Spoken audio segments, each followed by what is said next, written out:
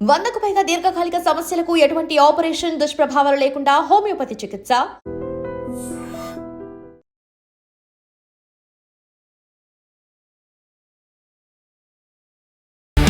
ఇక్కడ వీళ్ళకు బలమైన ప్రజా సంఘాలు అనేవి లేవు. ఒక దేశవ్యాప్తంగా ఒకప్పుడు 16 రాష్ట్రాల బలంగా ఉన్న పార్టీ ఇప్పుడు 8 రాష్ట్రాలకు వచ్చిందా? పేరుకు మాత్రం నిర్మాణాలు జరిగి ఉండొచ్చు, కానీ ఓన్లీ ఛత్తీస్గఢ్లో కనిపిస్తుంది, మన తెలంగాణలో కనిపిస్తుంది. ఇది ఎత్తుగడలో భాగమే ఈ లెటర్. అది వేరే లేదు. పార్టీని ఇప్పుడు సాయుధంగా ముందుకు తీసుకుపోలేని పరిస్థితులు దేశంలో ఉన్నాయి. పార్టీకి లేవు అనేది ఇప్పుడు నాయకత్వాన్ని క్లియర్గా అర్థమైపోయింది. కానీ ఆగస్టు 15 రాసిన లెటర్ ఇన్ని రోజులు ఎందుకు పడుతుంది? నెల రోజులు దాదాపు. ఎన్నికలుగా ఇక్కడ ఏమవుతుందంటే తీవ్రమైన నిర్బంధం ఉంది. కానీ ఈ కంటెంట్లో ఆయన పేరు ఎక్కడ లేకుండా అవే పేరు మీద ఎందుకు వచ్చింది? ఈ లెటర్లో కొత్తగా 2 అంశాలని మనం చూస్తున్నాం. ఒకటి ఏంటిది అంటే ఇక ఎంత మాత్రం కూడా వాళ్ళు సాయుధ పోరాటాన్ని కొనసాగించే స్థితిలో లేరు కాబట్టి లీగల్గా ఒక్కొక్కటి లీగల్ అవుతున్నారు. అయితే అది ఎప్పుడు ఓపెన్ ఆయుధాలతోనే వాళ్ళు లీగలైజ్ అవుతారా? Welcome to I dream. ప్రభుత్వంతో చర్చలకు సిద్ధమంటూ మావోయిస్టు పార్టీ ఇప్పటికే ఒక లెటర్ను విడుదల చేశారు. ఆ లెటర్లు 3 దశలుగా విడుదల చేసిన తర్వాత కూడా ప్రభుత్వం నుంచి ఎలాంటి స్పందన లేకపోవడంతో ఈసారి మరో లేఖను విడుదల చేశారు. ఆ లేఖలో కొంతకాలం మేము ఆయుధాలు పక్కన పెడతాం, ఇప్పుడు కూడా చర్చలకు రండి అంటూ వాళ్ళకు లెటర్లు విడుదల చేయడం కాకుండా ఈసారి లెటర్లో పార్టీకి సంబంధించిన స్పోక్స్ పర్సన్ మల్లోజు వేణుగోపాల్ గారి ఫోటోతో పాటు జీమెయిల్ ఐడి, ఫేస్బుక్ ఐడీలు కూడా ఇవ్వడం జరిగింది. అంటే పార్టీ తన పందాన్ని మార్చుకున్నట్లుగా కనిపిస్తుంది. గతంలో మావోయిస్టు పార్టీ లేఖలు విడుదల చేయడం సహజం. ఆ లేఖలు ఎక్కడ కూడా పార్టీకి సంబంధించిన వ్యక్తుల పేర్లు కానీ, పేరు మాత్రం ఉండేది కానీ, ఫోటో కానీ లేదా మెయిల్స్ ఐడి కానీ లేకుండా ఉండేవి. కానీ వాళ్ళు కూడా సోషల్ మీడియా ప్రభావం లేదా టెక్నాలజీ వాడుతున్న ప్రభావంతోనూ వాళ్ళు తన పందా మార్చుకుంటూ ఈ లేఖను విడుదల చేశారు.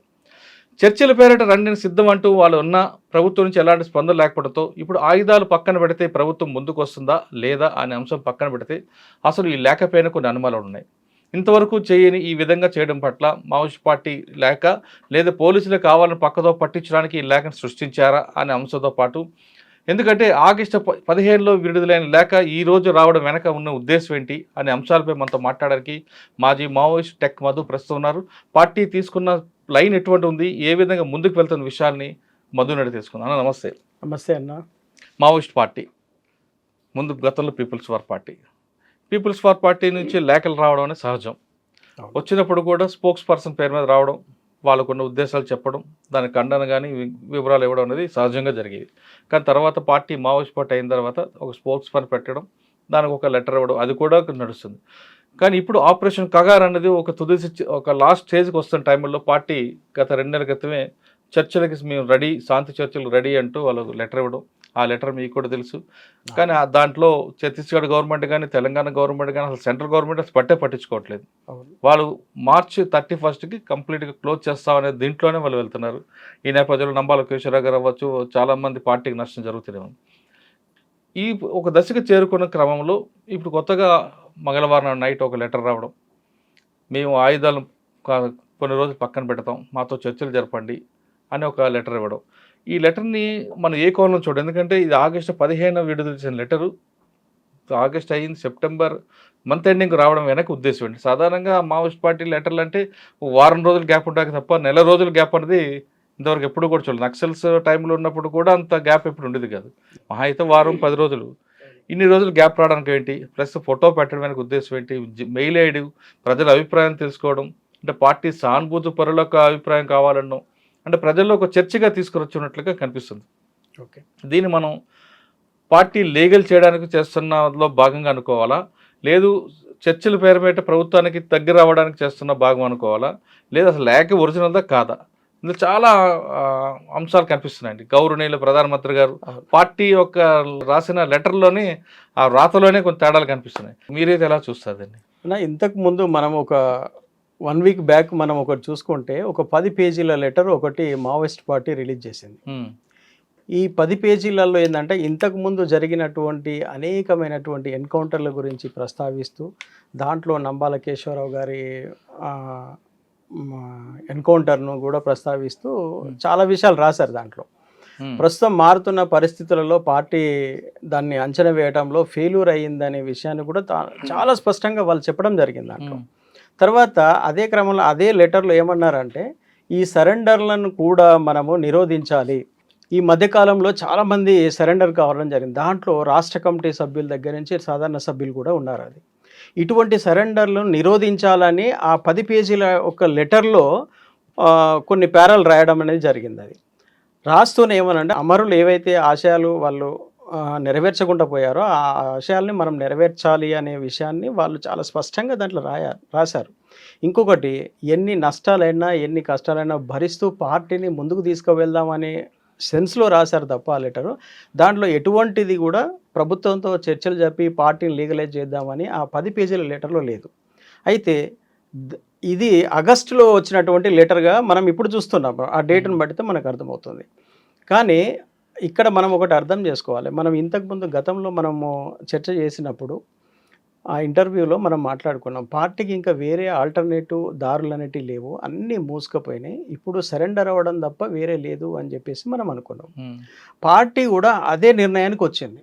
ఎందుకంటే ఎన్ని రకాలుగా ప్రభుత్వానికి వాళ్ళు లేఖలు రాసినా కొంచెం కూడా స్పందన అనేది సెంట్రల్ గవర్నమెంట్ నుంచి లేదు. మన తెలంగాణ గవర్నమెంట్ కొంచెం ఆలోచన చేసింది తప్ప ఛత్తీస్గఢ్ గవర్నమెంట్ కానీ సెంట్రల్ గవర్నమెంట్ కానీ అటువంటి ఆలోచన చేయలేదు. గవర్నమెంట్ కాకుండా మన దగ్గర ఉన్న పౌర సంఘాలు కూడా కొంచెం మీటింగ్లు పెట్టాయి, తెలంగాణ మాత్రమే, అది కూడా హైదరాబాద్లో. మిగతా స్టేట్లో అసలు ఆ మూమెంటే కనిపించట్లేదు. అయితే అక్కడ వీళ్ళకు బలమైన ప్రజా సంఘాలు అనేవి లేవు, ఓన్లీ హైదరాబాద్లో మాత్రమే ఉన్నాయి కాబట్టి వీళ్ళు మాట్లాడుతూ ఉన్నారు. అయితే పార్టీ దేశవ్యాప్తంగా ఉంది అని చెప్పేసి ఒకవైపు మావోయిస్ట్ పార్టీ చెప్పుకుంటూనే ఎక్కడ కూడా దాని గురించి ఒక పాజిటివ్గా డిస్కషన్స్ చర్చలు అనేది ఎక్కడ లేదు. ఈవెన్ ఛత్తీస్గఢ్లో కూడా ప్రజా సంఘాలు అక్కడ మాట్లాడిన సందర్భం లేదు. ఎక్కడ ఒకరిద్దరు నాయకులు ఛత్తీస్గఢ్ నాయకులు మాట్లాడారు అంతే తప్ప ఇంకా ఎవరు కూడా మాట్లాడలేదు. కాదన్న, అసలు మొత్తం దేశవ్యాప్తంగా ఒకప్పుడు 16 రాష్ట్రాల బలంగా ఉన్న పార్టీ ఇప్పుడు 8 రాష్ట్రాలకు వచ్చిందా? ఇంకా ఉందా? 8 రాష్ట్రాలు ఉందా? కేవలం ఛత్తీస్గఢ్, జార్ఖండ్, తెలంగాణ బార్డర్ అనిపిందా? లేదండి. పార్టీ రాష్ట్ర కమిటీలు ఫంక్షనింగ్లో మాత్రం లేవు. పేరుకు మాత్రం నిర్మాణాలు జరిగి ఉండొచ్చు కానీ ఫంక్షనింగ్లో ఎక్కడ లేవు. ఇంత యాక్టివిటీ అసలు లేనే లేదు, ఎక్కడ లేదు. జనరల్ యాక్టివిటీస్ కూడా లేదు. వాళ్ళు ఎక్కడ కూడా ప్రజా పోరాటాల్లో పాల్గొన్నది కానీ ఇది కానీ మనకి ఎక్కడ కనిపించదు. మనకు ఓన్లీ ఛత్తీస్గఢ్లో కనిపిస్తుంది, మన తెలంగాణలో కనిపిస్తుంది, ఆంధ్రప్రదేశ్లో కూడా లేదు. మళ్ళీ ఒడిశాలో కొంత ఉంది, ఒడిశాలో కొన్ని పాకెట్లలో చిన్న, అది కూడా ఈ మధ్య కాలంలో అది కూడా పోయింది. అయితే ఇక్కడ మనకేంటంటే ఇప్పుడు ప్రస్తుతం వచ్చిన లెటర్ గురించి మనం ఆలోచిస్తే ఇది కొంచెం భిన్నమైన లెటర్గా ఉంది. ఇంతకు ముందు కంటే కూడా చాలా భిన్నమైంది. మావోయిస్ట్ పార్టీ తన వ్యూహంలో భాగంగా అనేకమైన ఎత్తుగడలు అది ప్రదర్శిస్తూ ఉంటుంది. అందులో భాగంగానే ఇది ఎత్తుగడలో భాగమే ఈ లెటర్. అది వేరే పార్టీని ఇప్పుడు సాయుధంగా ముందుకు తీసుకుపోలేని పరిస్థితులు దేశంలో ఉన్నాయి. అయితే ఆ పరిస్థితులను ఎదుర్కొనేంత శక్తి సామర్థ్యాలు పార్టీకి లేవు అనేది ఇప్పుడు నాయకత్వాన్ని క్లియర్గా అర్థమైపోయింది. కాబట్టి ఇక మనం ఎంతకాలం కూడా కొనసాగించలేము. ఒకవేళ ఇది కొనసాగిస్తే ఈ మాత్రం ఉన్న పునాదులు కూడా లేకుండా పోతాయి అనేది పార్టీ గ్రహించినట్టుగా ఈ లెటర్లో బట్టి మనకు అర్థమవుతుంది. రెండోది, దాంట్లో కరెక్ట్గా వాళ్ళు అడ్రస్ చేసింది ఏమన్నా ప్రధానమంత్రికి, హోమ్ మినిస్టర్కు, సెంట్రల్ మినిస్టర్లకు మాత్రమే అడ్రస్ చేశారు. స్టేట్ గవర్నమెంట్ల మీద ఎక్కడ కూడా వాళ్ళ ప్రస్తావన కానీ ఇవి కానీ తీసుకురాలేదు. అంటే ఒకవేళ పార్టీని లీగలైజ్ చేసే ఉద్దేశము కనుక వాళ్ళకు ఉంటే కనుక లీగలైజ్ అనే ఇది మాట రాలేదు కూడా. అలా లీగలైజ్ రాలేదు. వాళ్ళు ఏమన్నా తాత్కాలిక సాయుధ పోరాట విరమణ మేము చేయాలనుకుంటున్నాము అనేది అన్నారు. ఈ విషయం గురించి మనం గతంలో ఒకసారి మాట్లాడుకున్నాం. కొండపల్లి సీతారామయ్య గారు కూడా తాత్కాలిక సాయుధ పోరాట విరమణ అని 75లో ఆయన కూడా ఒక స్టేట్మెంట్ ఇచ్చారు. ఆ స్టేట్మెంట్ ఇచ్చినప్పుడు చాలామంది దాన్ని వ్యతిరేకించారు. కానీ ఆయన వ్యూహాత్మకంగా ఎత్తుగడలో భాగంగానే ఆ స్టేట్మెంట్ ఇచ్చాను అని చెప్పేసి ఆ రోజు ఆయన ప్రజలకు క్లారిటీ ఇవ్వడం జరిగింది. కానీ ఇవాళ మావోయిస్ట్ పార్టీ ఎందుకు సాయుధ పోరాటాన్ని విరమించాలనుకుంటుంది అనే విషయాన్ని ఈ లెటర్లో ఎక్కడ కూడా ప్రస్తావన తీసుకురాలేదు. నిర్బంధాన్ని ప్రస్తావన చేశారు తప్ప ఈ నిర్బంధాన్ని ఎదుర్కొనే శక్తి సామర్థ్యాలు లేకనే మేము సాయుధ పోరాటాన్ని విరమిస్తున్నారా, ఐడియాలజీ పరంగా ఏమైనా చేంజెస్ వచ్చిందా, రాజకీయ పరంగా ఏమైనా మార్పులు వచ్చినాయన్న విషయాన్ని వాళ్ళు చాలా స్పష్టంగా చెప్పలేదు దాంట్లో. కాబట్టి మనము ఇది వాళ్ళకు మరి సమయం లేక దాన్ని చర్చించలేదా, లేదంటే పూర్తిగా పార్టీలో నిర్ణయం తీసుకోలేదా అనేది తెలియదు. అయితే దాంట్లో ఇంకొక విషయం వాళ్ళు ప్రస్తావించడం జరిగింది. ఏమనంటే మా క్యాడర్ వివిధ రాష్ట్రాల్లో ఉన్నారు, వాళ్ళతో మేము మాట్లాడుకోవడానికి ఒక 1 month మాకు సమయం కావాలి. అయితే మేమైతే పార్టీని సాయుధ పోరాటాన్ని తాత్కాలిక విరమించాలని మేము అనుకుంటున్నాము. కానీ వీళ్ళతో మాట్లాడుకోవడానికి మాకు కొంత సమయం ఇవ్వండి అని మాత్రం దాంట్లో అడగడం జరిగింది. అది ప్రజాస్వామికంగా అది అడగడము కరెక్టే, కానీ ప్రభుత్వం దీని మీద ఎలా స్పందిస్తుంది అనేది మనం వేచి చూడాలి. అయితే ప్రజాస్వామ్య పద్ధతిలో వీళ్ళు పనిచేసినప్పుడు ఇటువంటి డిమాండ్లు అనేది సహేతుకమైనవే, కానీ ప్రజాస్వామ్యానికి పూర్తి భిన్నంగా, రాజ్యాంగానికి పూర్తి భిన్నంగా సాయుధ పోరాటం చేస్తున్నటువంటి ఇటువంటి గ్రూపు ఒక ప్రస్తావన తీసుకొచ్చినప్పుడు ప్రభుత్వం ఎలా స్పందిస్తుంది అనేది మనకి ఇంకా క్లారిటీ లేదు. ఏదైనా మన రాజ్యాంగబద్ధంగానే ప్రభుత్వం నిర్ణయం తీసుకుంటుంది అని చెప్పేసి నేను అనుకుంటున్నా. ఒకవేళ మావోయిస్టుల కనుక ఈ మార్పు వచ్చి ఉంటే, నిజంగా సాయుధ పోరాటం ఇక్కడ చేయలేమని ఉంటే ఆ విషయాన్ని స్పష్టంగా ప్రజల ముందు పెట్టాల్సిన అవసరం ఉంది. ఎందుకంటే అనేక మంది ఇది సక్సెస్ అవుతుందన్న ఉద్దేశం మీద వాళ్ళ ప్రాణాలను అక్కడ త్యాగం చేశారు. కొన్ని వేల మంది, దాదాపు ఒక 18,000 మంది ఇప్పటి చనిపోయారు. కాబట్టి వాళ్ళ మరణాలకు, వాళ్ళ త్యాగాలకు సమాధానం చెప్పాల్సిన అవసరం మావోయిస్ట్ పార్టీకి ఉంది. రెండోది, ఈ మధ్యకాలం లాస్ట్ జనవరి నుంచి ఇప్పటి వరకు చూసుకుంటే 366 మంది చనిపోయారని చెప్పి మావోయిస్ట్ పార్టీ అధికారికంగా ప్రకటించింది. ఆ తర్వాత మళ్ళీ ఒక 2 ఎన్కౌంటర్లు జరిగినాయి, దాంట్లో ఒక 10 మంది చనిపోయారు. అంటే 376 మంది ఇప్పటికి చనిపోయారు. ఇది జనవరి నుంచి ఇప్పటికి. ఒకవేళ ఈ నిర్ణయం కనుక వాళ్ళు ఒక జనవరిలోనే కనుక తీసుకొని ఉండుంటే ఈ 376 మంది ప్రాణాలని వాళ్ళు కాపాడగలిగే వాళ్ళు. కానీ అది ఒకటే కాకుండా దంబాల కేశవరావు గారు చనిపోయినప్పుడు 28 మంది చనిపోయారు. అదొక మేజర్ అనిపిస్తుంది. అంటే ఈ నిర్ణయం ముందు తీసుకుని ఉంటే ఆయన కూడా బతుకుంటేవారేమో. ఇక్కడ ఈ లెటర్లో అదొకటి కూడా వాళ్ళు ఒక లైన్ రాశారు. నంబాల కేశవరావు గారి యొక్క ఆలోచనను బట్టి మేము ఈ నిర్ణయం తీసుకున్నాము అని చెప్పేసి వాళ్ళు ఆ లెటర్లో కొంచెం స్పష్టంగా మాట్లాడడం జరిగింది. ఒకవేళ ఆయన ఉన్నప్పుడే కనుక నిర్ణయం తీసుకుంటే మధ్యలో ఒక లెటర్ ఎందుకు అట్లా, అంటే మేము సాయుధ పోరాటాన్ని ఇంకా శక్తివంతంగా కొనసాగించాలి, ఈ నష్టాల నుంచి మళ్ళీ అనుభవాలు తీసుకోవాలనే ఒక 10 పేజీల లెటర్ ఎందుకు వస్తుంది అనేది ఒక అనుమానం. ఈ లెటర్ ఒరిజినల్ అంటారా? అయితే ఇందులో ఏమైనా వ్యూహంగా ఎవరైనా పోలీసులు పంపించారనుకోవచ్చు. అలా అనుకోవటానికి ఏం లేదు. ఎందుకంటే పార్టీ ఇప్పటికే తీవ్రమైన నష్టాల్లో ఉంది. పోలీసులకు కూడా ఇటువంటి చీప్ టాక్టిక్స్ చేయాల్సినంత అవసరం కూడా పోలీసులకు లేదు. ఎందుకంటే ఆగస్టు 15 రాసిన లెటర్ ఇన్ని రోజులు ఎందుకు పడుతుంది? నెల రోజులు దాదాపు. టెక్నికల్గా ఇక్కడ ఏమవుతుందంటే తీవ్రమైన నిర్బంధం ఉంది. మనము ఇక్కడ టౌన్లో ఉండడం మనకు తెలియదు, కానీ అక్కడ విపరీత నిర్బంధం ఉంది. ఇప్పుడు కన్నా గతంలో ఇంకా నిర్బంధం ఉన్న సమయంలో కూడా వారం 10 రోజుల్లో మనకి ఉత్తరాలు వచ్చాయి. ఇప్పుడు టెక్నాలజీ డెవలప్ అయింది, వాళ్ళు కూడా టెక్నాలజీ ఒక మెయిల్ ఐడి అన్నీ కూడా ఇచ్చారు. ఇంత ఫాస్ట్గా ఉన్నప్పుడు నెల రోజులు పడుతుందా? ఒక ఎక్కడ మహా అయితే అబుజ్మట్లోనో లేదా దామంజోడి ఈ ప్రాంతాల్లో రాసి ఉంటారు. వాస్తవానికి అంత టైం అయితే పట్టదండి, ఏదో టెక్నికల్ ఇష్యూ అయి ఉంటుంది. కానీ లెటర్లో చూస్తే ఏంటంటే వాళ్ళ రైటింగ్ను బట్టి చూస్తే, దాంట్లో వాడిన భాషను బట్టి చూస్తే గతంలో అభయ్ ఇచ్చిన స్టేట్మెంట్స్కు ఆయన ఇచ్చిన స్టేట్మెంట్కు ఇది దగ్గరగా ఉంది. ఎందుకంటే రైటింగ్ను బట్టి, మన అందులో ఉన్న భావాన్ని బట్టి చూస్తే దగ్గరగా ఉంది. రెండోది, ఫోటోను ముద్రించడం అనేది ఇప్పటి వరకు మావోయిస్ట్ పార్టీ చరిత్రలో ఎక్కడ లేదు. ఇది కొత్తగా ఇది వస్తుంది. కానీ ఆ లెటర్ కింద, ఆ ఫోటో కింద ఎవరిది ఆ ఫోటో అనేది వాళ్ళు మెన్షన్ చేయలేదు. వల్లభ వేణుగోపాల్ గారు తెలుస్తుంది, మనం ఊహించుకుంటున్నాం. ఎందుకంటే కింద సిగ్నేచర్ అతనిదే, అభయ్ అంటే అతనే అని మనం అనుకుంటున్నాం, కాబట్టి అతనిదే ఫోటో కావచ్చు అని మనం అనుకుంటున్నాం. కానీ ఆ ఫోటోని ఇప్పటి వరకు వాళ్ళు ఇంకా వేరే మాధ్యమాల ద్వారా వాళ్ళు విడుదల చేయొచ్చు, కానీ ఈ సందర్భంగా ఎందుకు చేశారు అనేది ఒక ప్రశ్న. అయితే ఇప్పటి వరకు అది రహస్య పార్టీ. వాళ్ళ లీడర్ ఇప్పుడు పార్టీని లీగల్ చేయాలని అనుకుంటే కనుక వాళ్ళ నాయకత్వాన్ని ఓపెన్గా ప్రజల ముందు పెట్టేటువంటి ఒక అవకాశం ఉంది. అది అట్లా ఆలోచించి కూడా అట్లా మల్లేజ్లో కోటేశ్వరరావు గారు అధికార ప్రతినిధి కాబట్టి సెంట్రల్ కమిటీ వేణుగోపాల్ గారిని అట్లా ఫోటో అది ముద్రించి ఉంటారేమో అనేది అనిపిస్తుంది. కానీ ఏదేమైనా కూడా ఏంటంటే పార్టీ విపరీతంగా నష్టాలకు లోనయ్యింది. ఆ నష్టాల నుంచే పార్టీ ఇటువంటి స్టెప్ తీసుకున్నది అనేది మాత్రం వాస్తవం. ఓకే, ఆ లెటర్ కంటెంట్ బట్టి గతంలో ఇచ్చిన అభయ్ రైటింగ్ దగ్గర ఉంది కాబట్టి అదే అనుకోవచ్చు. కానీ పార్టీకి నష్టం జరిగిన విషయాన్ని ప్రస్తావించారు, నంబాల కేశవరావు గారు చనిపోయారని. కానీ ప్రస్తుతం సెక్రటరీ ఎవరు తిప్పర్తి అని మనం అనుకుంటున్నాం, కానీ పార్టీ నుంచి అందులోనే ప్రస్తావించలేదు ఎందుకు? అయితే మన ఊహాగానాలలో ఇప్పుడు అందరూ సోషల్ మీడియాలో వచ్చిన దాన్ని బట్టి మనము దేవ్జీ అని మనం అనుకుంటున్నాం మనము. కానీ పార్టీ అధికారికంగా ఒక లెటర్ రిలీజ్ చేసింది. ఇప్పటి నుంచి మా సెంట్రల్ కమిటీ నాయకుడిగా ఒక లెటర్ రిలీజ్ చేసింది. బహుశా అది మీ వరకు వచ్చిందో రాలేదో తెలియదు, కానీ కొన్ని సోషల్ మీడియాలలో నేను చూశాను. ఓకే, వచ్చింది అనుకుందాం. కానీ ఈ కంటెంట్లో ఆయన పేరు ఎక్కడ లేకుండా అభయ్ పేరు మీద ఎందుకు వచ్చింది? అధికార ప్రతినిధి ఒకరు ఉన్నారు కాబట్టి వాళ్ళు అట్లా రిలీజ్ చేస్తారు. అదొక సిస్టమ్ ఉంది, అంటే ప్రోటోకాల్ సిస్టాన్ని వాళ్ళు ఫాలో అయ్యారని అనుకోవచ్చు మనం. అట్లా ఈసారి మెయిల్ ఐడీలు ఇవ్వడం వెనక ఉద్దేశం ఏంటి? అది కూడా వ్యూహం అనుకోవచ్చా? లేదు లీగలైజ్ చేస్తాం కాబట్టి ఇంక ఓపెన్ అయిపోవడం ఎందుకని? ఇప్పుడు ఇక్కడ మనం ఈ లెటర్లో కొత్తగా 2 అంశాలని మనం చూస్తున్నాం. మనం ఒకటి ఏంటిది, అభయ్కి సంబంధించిన ఒక ఫోటోని చూస్తున్నాము. వాళ్ళ మెయిల్ ఐడి, ఫేస్బుక్ ఐడి కూడా దాంట్లో వాళ్ళు ఇవ్వడం జరిగింది. అంటే పార్టీని లీగలైజ్ చేస్తున్నారు అనటానికి ఈ 2 సింటమ్స్ మనకు కనిపిస్తున్నాయి. అంటే ఇక ఎంత మాత్రం కూడా వాళ్ళు సాయుధ పోరాటాన్ని కొనసాగించే స్థితిలో లేరు కాబట్టి లీగల్గా ఒక్కొక్కటి లీగల్ అవుతున్నారు. అయితే అది ఎప్పుడు ఓపెన్ చేస్తానని చెప్పారు వాళ్ళంటే, మెయిల్ ఐడి కానీ ఫేస్బుక్ ఐడి కానీ ప్రభుత్వం కనుక హామీ ఇచ్చిన వెంటనే అవి అమల్లోకి వచ్చేస్తాయి, ప్రజలందరూ కూడా దాంట్లో కాంటాక్ట్ కావచ్చు అని చెప్పేసి దాంట్లో రాశారు వాళ్ళు. కాబట్టి ఇక వాళ్ళు ఎంత మాత్రం కూడా అడవులలో ఉండి ఉద్యమాలు చేయడానికి వాళ్ళు సిద్ధంగా లేరు అనేది అర్థమవుతుంది. ఒకవేళ పార్టీని గనక లీగలైజ్ చేసేటట్టు ఉంటే గనక దానికి చాలా సమస్యలు ఉన్నాయి. ఆ సమస్యలన్నిటిని కూడా చర్చించాలి. ఎందుకంటే ఆయుధాలతోని వాళ్ళు లీగలైజ్ అవుతారా, ఆయుధాలు అక్కడే డంపు చేసి వస్తారా, అదొక విషయం. తర్వాత ఇప్పుడు వరకు వాళ్ళు చేసినటువంటి సాయుధ పోరాటంలో అనేక మంది 2 వర్గాల వాళ్ళు చనిపోయారు.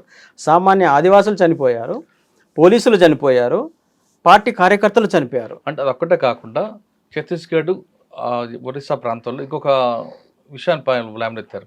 ఒకవేళ లీగలైజ్ చేసి చర్చలు జరిపితే 25 సంవత్సరాల పాటు దండకారణ పార్టీ ఆదివాసుల కోసం ఏం చేసిందన్న విషయాన్ని, అభివృద్ధి చేసిన విషయాన్ని కూడా చర్చ కావాలంటున్నారు.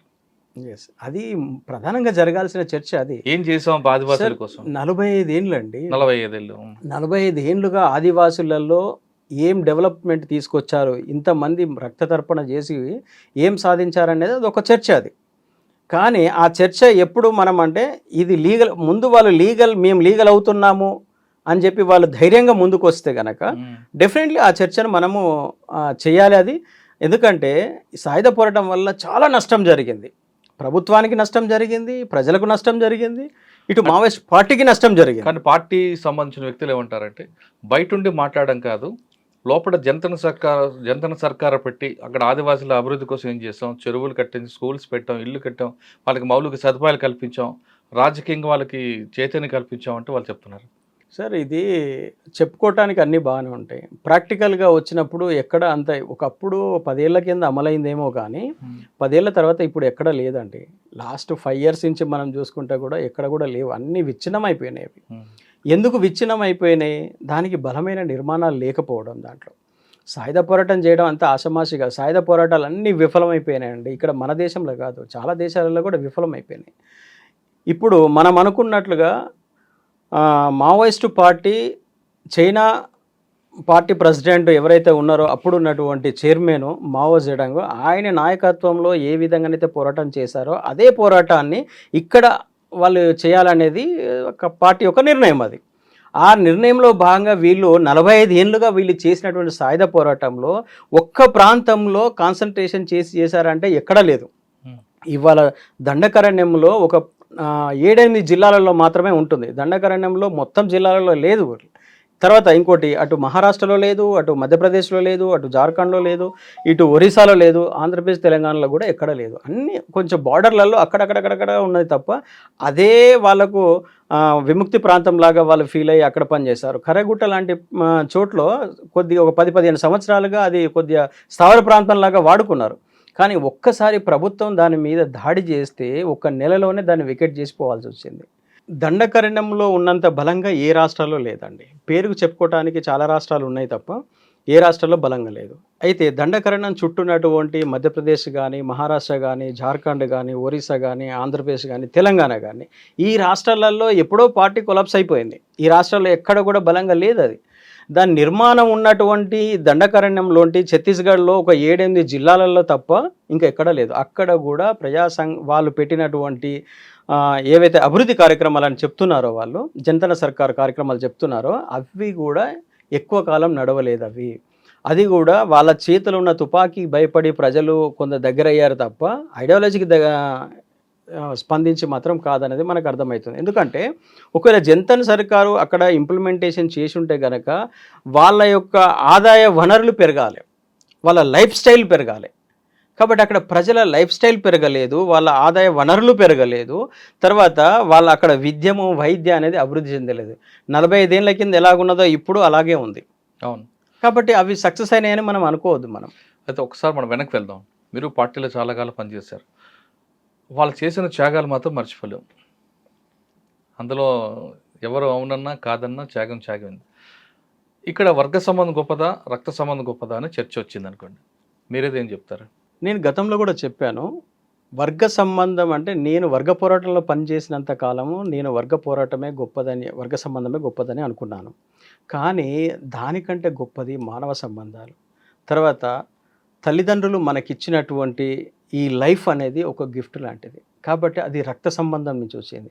ఆ రక్త సంబంధం లేకుండా నీకు వర్గ సంబంధం లేదు. కాబట్టి మన తల్లిదండ్రులు ఇప్పుడు మేము చేసే త్యాగం కంటే వాళ్ళు మా కోసం ఇంతకంటే గొప్ప త్యాగం చేశారు. కాబట్టి రక్త సంబంధమే గొప్పదనేది నేను చెప్పి నమ్ముతారు. కానీ కొంతమంది ఇప్పటికీ ఏమంటారంటే వర్గ సంబంధం గొప్పది, రక్త సంబంధంలో ఉండొచ్చు, కానీ వర్గంలో ఉన్న వాళ్ళ తల్లులే నాకు తల్లులు. కొంతమంది ఎవరో త్యాగం చేయకపోతే ఇవన్నీ జరగవు కదా అని అంటే వాళ్ళు అంటారు, మీరేమంటారు? సరే, ఒకటి వాళ్ళు అలా అనుకోవటంలో తప్పు లేదండి.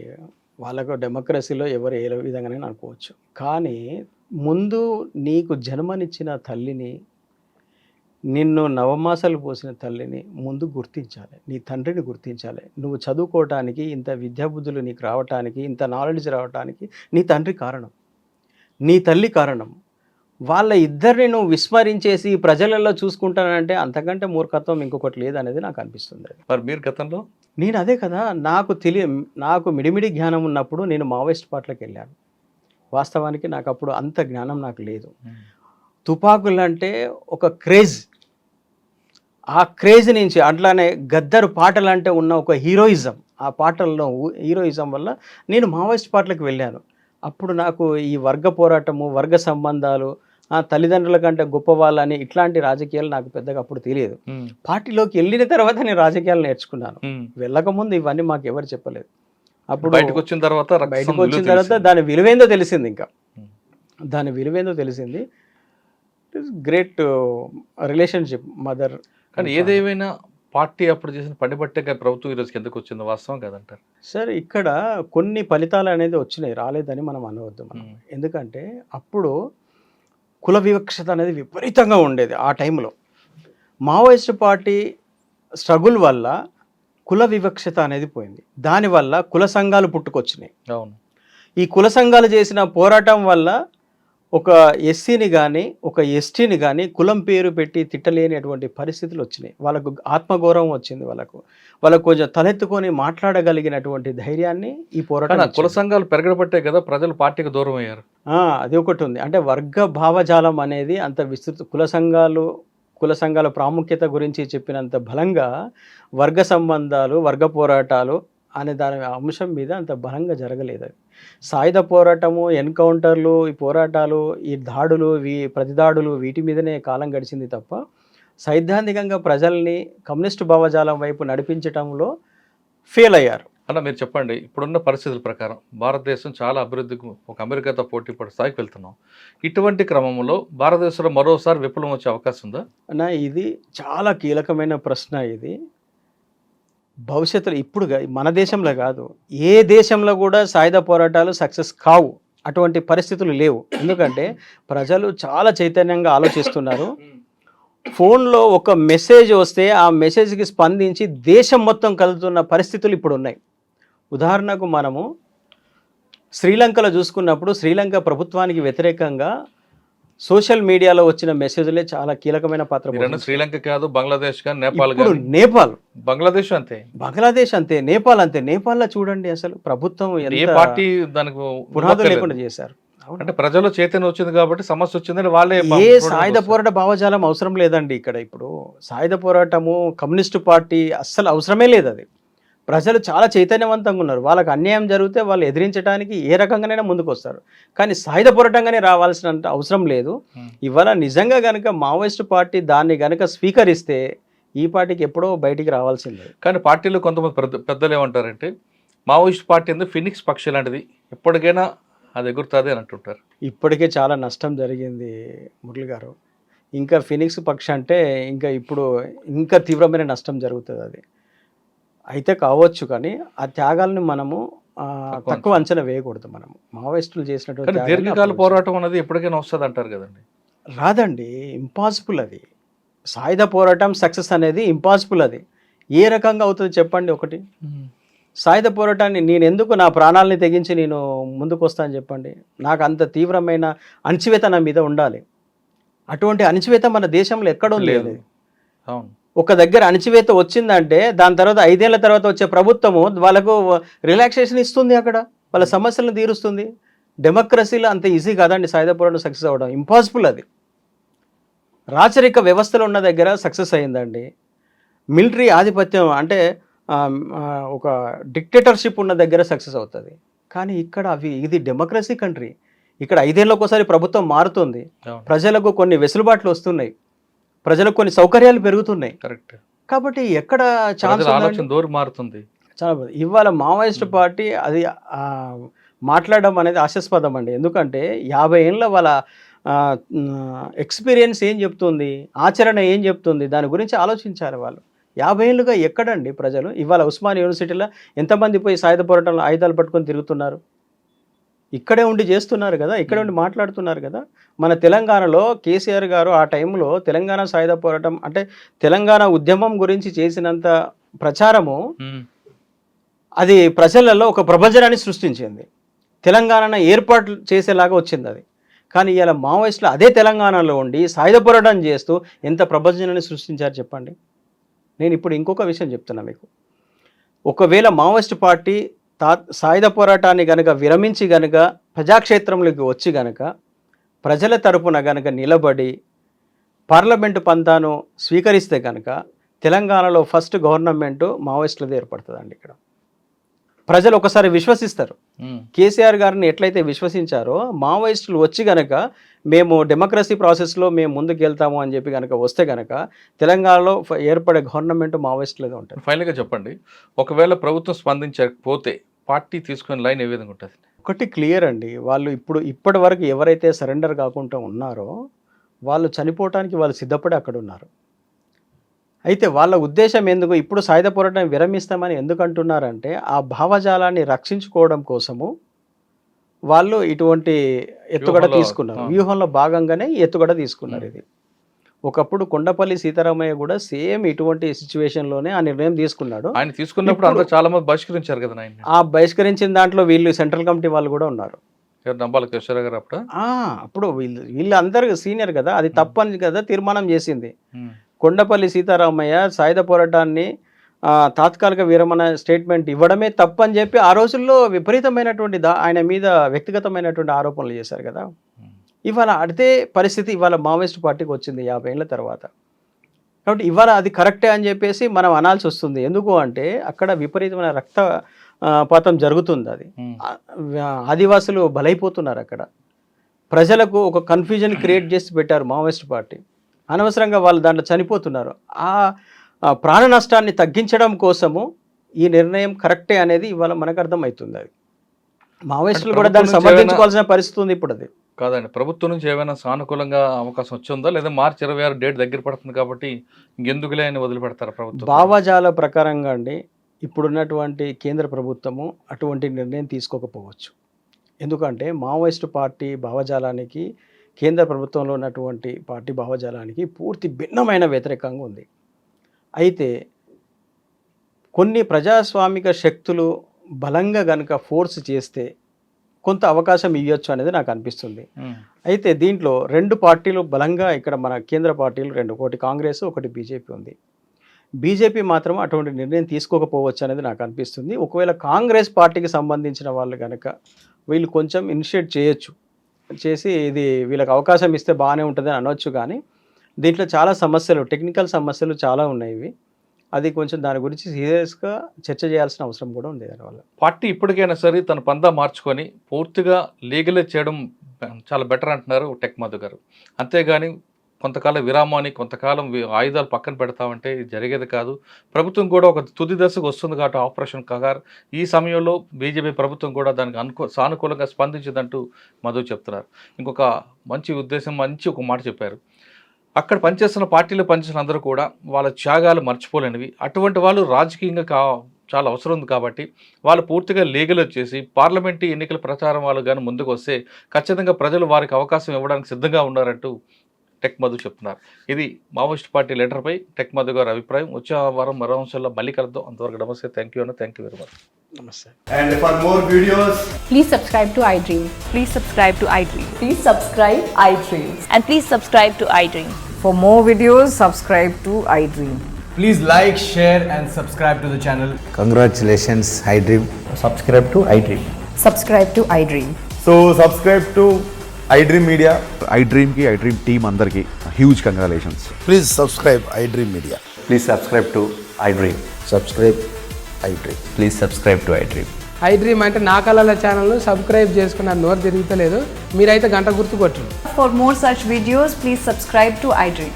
Subscribe to iDream. Please subscribe to iDream. Please subscribe iDream Media. Please do subscribe to iDream. Please subscribe to iDream Media. For best entertainment and information, please subscribe iDream. And don't forget to subscribe to iDream.